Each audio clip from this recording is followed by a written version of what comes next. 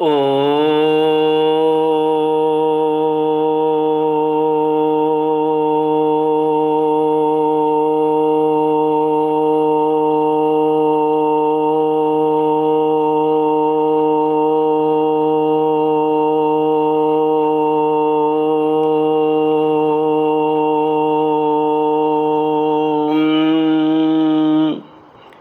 श्री गुरुचरण कमलेभ्यो नमः। श्री गणेशाय नमः। श्री सरस्वत्यै नमः। श्री विष्णवे नमः। श्री कृष्ण गोविंद हरे मुरारे, हे नाथ नारायण वासुदेव। श्री कृष्ण गोविंद हरे मुरारे, हे नाथ नारायण वासुदेव। हे नाथ नारायण वासुदेव, हे नाथ नारायण वासुदेव। श्री कृष्ण गोविंद हरे मुरारे, हे नाथ नारायण वासुदेव। ओम नमो भगवते वासुदेवाय। ओम नमो भगवते वासुदेवाय। ओम नमो भगवते वासुदेवाय। कृष्णाय वासुदेवाय हरये परमात्मने प्रणतक्लेशनाशाय गोविन्दाय नमो नमः। श्री कृष्ण गोविंद हरे मुरारे, हे नाथ नारायण वासुदेव। कृष्णाय वासुदेवाय हरये परमात्मने प्रणतक्लेशनाशाय गोविन्दाय नमो नमः। कृष्णाय वासुदेवाय हरये परमात्मने प्रणतक्लेशनाशाय गोविन्दाय नमो नमः। सच्चिदानन्दरूपाय विश्वोत्पत्त्यादिहेतवे तापत्रयविनाशाय श्रीकृष्णाय वयं नमः। सच्चित आनंद स्वरूप परमात्मा जो सृष्टि के उत्पत्ति, पालन और संहार करता है तथा जीवों के आध्यात्मिक, आदि दैविक, आदि भौतिक तापों को नष्ट करने वाले हैं, अर्थात जीवों के मानसिक, शारीरिक और भौतिक दुखों को दूर करने वाले हैं, उन श्री कृष्ण भगवान को हम नमस्कार करते हैं। श्री कृष्ण गोविंद हरे मुरारे, हे नाथ नारायण वासुदेव। श्रीमद्भागवत चतुर्थ स्कंद अथ त्रयोविंशोऽध्याय। मैत्रेय उवाच दृष्ट्वात्मानं प्रवयस्यम् एकदा वैन्य आत्मवान् आत्मना वर्धितासे स्वानुसर्ग प्रजापति जगतस्थस्थुश्चापि वृत्तिदो धर्मभृत्सताम् निष्पादितेश्वरादेशो यदर्थमीय यज्ञवान् आत्मजेष्वात्मजाम्यस्य जरहाद् रुदतीमिव प्रजासु विमनस्वेकः सदा रोगात् तपोवनम्। श्रीमद्भागवत चौथा स्कंद 23वां अध्याय राजा पृथु की तपस्या। श्री मैत्रेय जी कहते हैं, इस प्रकार महामनुष्य प्रजापति पृथु के स्वयमेव अन्नादि तथा पुरग्रामादि सर्ग की व्यवस्था करके स्थावर जंगम सभी की आजीविका का सुविहिता कर दिया तथा साधुजनोचित धर्मों का भी खूब पालन किया। मेरी अवस्था कुछ ढल गई है और जिसके लिए मैंने इस लोक में जन्म लिया था उस प्रजा रक्षण रूप ईश्वर आज्ञा का पालन भी हो चुका है। अतः अब मुझे अंतिम पुरुषार्थ मोक्ष के लिए प्रयत्न करना चाहिए।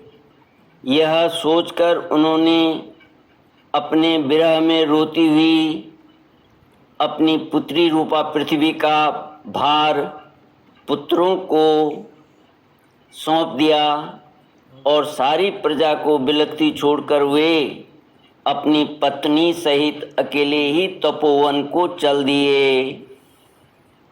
वहाँ भी वे वानप्रस्थ आश्रम के नियमानुसार उसी प्रकार कठोर तपस्या में लग गए जैसे पहले गृहस्थ आश्रम में अखंड व्रत पूर्वक पृथ्वी को विजय करने में लगे थे।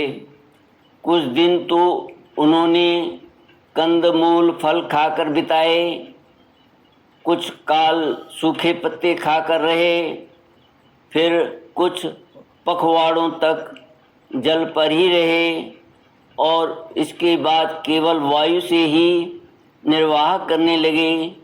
वीरवर पृथु मुनि वृत्ति से रहते थे। गर्मियों में उन्होंने पंचाग्नियों का सेवन किया।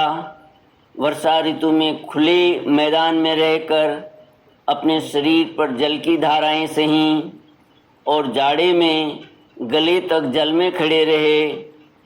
वे प्रतिदिन मिट्टी की वेदी पर ही शयन करते थे। उन्होंने शीतोष्ण आदि सब प्रकार के द्वंद्वों को सहा तथा वाणी और मन का संयम करके ब्रह्मचर्य का पालन करते हुए प्राणों को अपने अधीन किया। इस प्रकार श्री कृष्ण की आराधना करने के लिए उन्होंने उत्तम तप किया। इस क्रम से उनकी तपस्या बहुत पुष्ट हो गई और उसके प्रभाव से कर्म मल नष्ट हो जाने के कारण उनका चित्त सर्वथा शुद्ध हो गया। प्राणायामों के द्वारा मन और इंद्रियों के निरुद्ध हो जाने से उनका वासना जनित बंधन भी कट गया। तब भगवान सनत कुमार ने उन्हें जिस परमोत्कृष्ट अध्यात्म योग की शिक्षा दी थी उसी के अनुसार राजा पृथु पुरुषोत्तम श्री हरि की आराधना करने लगे। इस तरह भगवत परायण होकर श्रद्धा पूर्वक सदाचार का पालन करते हुए निरंतर साधन करने से पर ब्रह्म परमात्मा में उनकी अनन्य भक्ति हो गई। श्री कृष्ण गोविंद हरे मुरारे, हे नाथ नारायण वासुदेव। इस प्रकार भगवत उपासना से अंतःकरण शुद्ध सात्विक हो जाने पर निरंतर भगवत चिंतन के प्रभाव से प्राप्त हुई इस अनन्य भक्ति से उन्हें वैराग्य सहित ज्ञान की प्राप्ति हुई और फिर उस तीव्र ज्ञान के द्वारा उन्होंने जीव के उपाधिभूत अहंकार को नष्ट कर दिया, जो सब प्रकार के संशय विपर्यय का आश्रय है।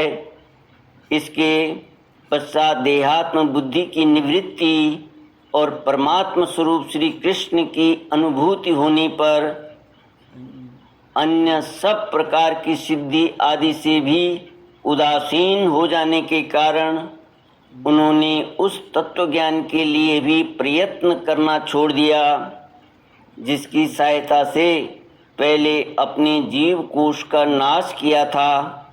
क्योंकि जब तक साधक को योग मार्ग के द्वारा श्री कृष्ण कथामृत में अनुराग नहीं होता तब तक केवल योग साधना से उसका मोह जनित प्रमाद दूर नहीं होता, भ्रम नहीं मिटता। फिर जब अंतकाल उपस्थित हुआ तो वीरवर पृथु ने अपने चित्त को दृढ़ता पूर्वक परमात्मा में स्थिर कर ब्रह्म भाव में स्थित हो अपना शरीर त्याग दिया। उन्होंने एड़ी से गुदा के द्वार को रोककर प्राणवायु को धीरे धीरे मूलाधार से ऊपर की ओर उठाते हुए उसे क्रमशः नाभि, हृदय, वक्षस्थल, कंठ और मस्तक में स्थित किया। फिर उसे और ऊपर की ओर ले जाते हुए क्रमशः ब्रह्मरंध्र में स्थिर किया। अब उन्हें किसी प्रकार के सांसारिक भोगों की लालसा नहीं रही। फिर यथास्थान विभाग करके प्राणवायु को समष्टि वायु में, पार्थिव शरीर को पृथ्वी में और शरीर के तेज को समष्टि तेज में लीन कर दिया। हृदयाकाश आदि देहावच्छिन्न आकाश को महाकाश में और शरीरगत रुधिरादि जलीय अंश को समष्टि जल में लीन किया। इसी प्रकार फिर पृथ्वी को जल में, जल को तेज में, तेज को वायु में और वायु को आकाश में लीन किया। तदनंतर मन को सविकल्प ज्ञान में जिनके अधीन वह रहता है उन इंद्रियादियों में, इंद्रियों को उनके कारण रूप तन्मात्राओं में और सूक्ष्म भूतों तन्मात्राओं के कारण अहंकार के द्वारा आकाश, इंद्रिय और तन्मात्राओं को उसी अहंकार में लीन कर अहंकार को महतत्व में लीन किया। फिर संपूर्ण गुणों की अभिव्यक्ति करने वाले उस महत तत्व को मायोपाधिक जीव में स्थित किया। तदनंतर उस माया रूप जीव की उपाधि को भी उन्होंने ज्ञान और वैराग्य के प्रभाव से अपने शुद्ध ब्रह्म स्वरूप में स्थित होकर त्याग दिया। श्री कृष्ण गोविंद हरे मुरारे, हे नाथ नारायण वासुदेव। ओम पूर्णमद पूर्णमिदं पूर्णात् पूर्णमुदच्यते पूर्णस्य पूर्णमादाय पूर्णमेवावशिष्यते। ओम शांति शांति शांति। हरि ओम श्री गुरुभ्यो नमः। हरि ओम।